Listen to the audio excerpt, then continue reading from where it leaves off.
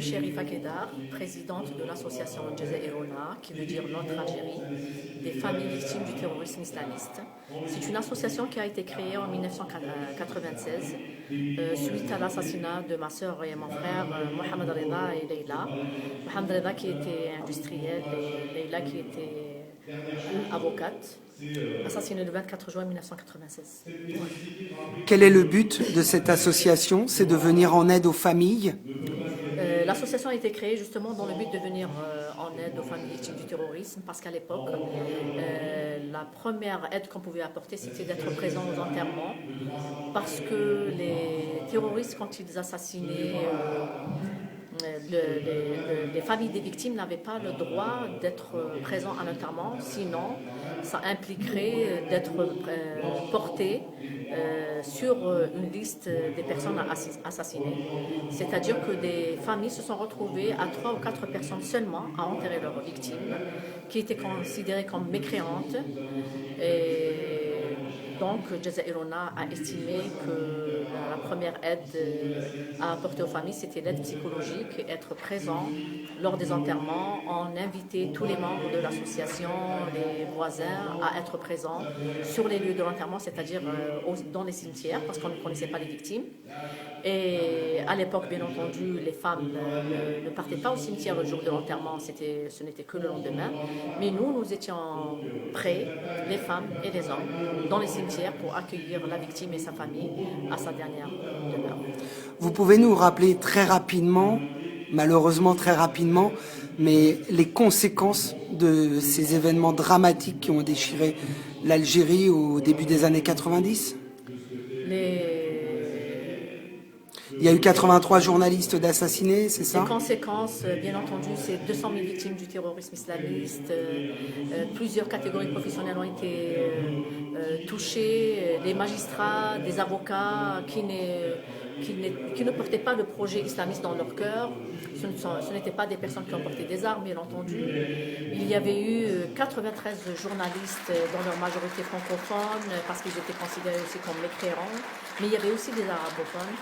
Il y avait 83 imams, mais pas parmi ces imams, ce sont des imams qui ont refusé à l'époque de donner des fatwas, c'est-à-dire des décrets religieux pour dire que les femmes non voilées devaient être assassinées, que les intellectuels devaient être assassinés et que les non-musulmans aussi devaient être assassinés. C'est-à-dire qu'il y avait beaucoup de catégories professionnelles touchées. Il y avait des milliers de femmes aussi assassinées parce qu'elles ne portaient pas le voile, assassinées parce qu'elles n'ont pas quitté leur travail et assassinées parce qu'elles allaient vers un lieu de savoir en portant un cartable tout simplement. Aujourd'hui, c'est la paix en Algérie? Je peux considérer que c'est la paix en Algérie parce que le terrorisme que nous avons connu était vraiment particulier que maintenant les gens ne connaissent pas qu'à travers le monde. Maintenant, s'il y a des attentats en Algérie qui ressembleraient aux attentats de Paris et de New York et de Washington, comme le Pentagone et ailleurs, nous considérons que nous sommes touchés comme tous les autres pays. Nous considérons que c'est la paix dans ce terrorisme. Pourquoi? Parce que le terrorisme que nous avons connu, nous, c'était des terroristes, des dizaines de personnes qui arrivaient chez toi, qui violaient ta femme et tes filles en ta présence, qui t'égorgent devant tes enfants, qui prennent tous tes papiers, ton argent, et qui brûlent ta maison et qui partent tranquilles. Et le lendemain, ils arrivent chez le voisin. Pourquoi? Parce que le voisin, hier, il avait fermé sa porte en disant qu'il n'était pas concerné. Et moi, ça me fait rappeler l'histoire du prêtre qui disait que lorsqu'ils sont arrivés pour chercher les Juifs, je n'étais pas concerné, je n'ai rien dit, jusqu'au jour où ils sont arrivés pour me chercher moi. Donc chez nous, la majorité ne parlait pas.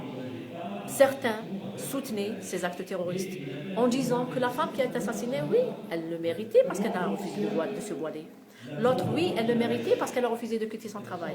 L'autre, elle le méritait parce qu'elle continuait quand même à porter un cartable alors que aller vers un lieu de savoir, c'était interdit.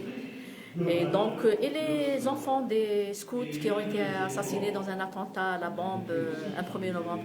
Ah non, ce n'étaient pas les enfants qui étaient ciblés, c'était le Wali de Mostaganem qui était ciblé. Donc là, les islamistes ne se trompent jamais.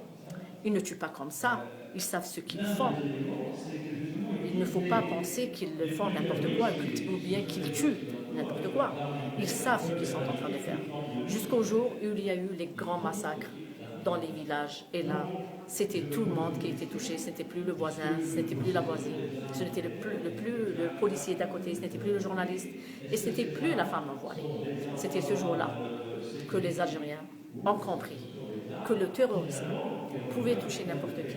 Et c'est ce terrorisme-là qui a été combattu en Algérie par la société algérienne.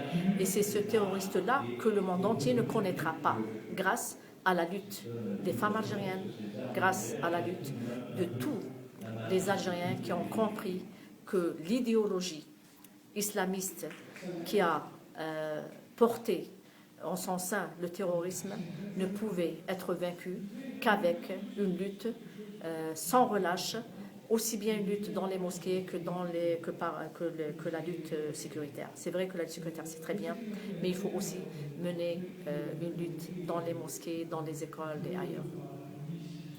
Merci, Chérifa Keder. Merci à vous.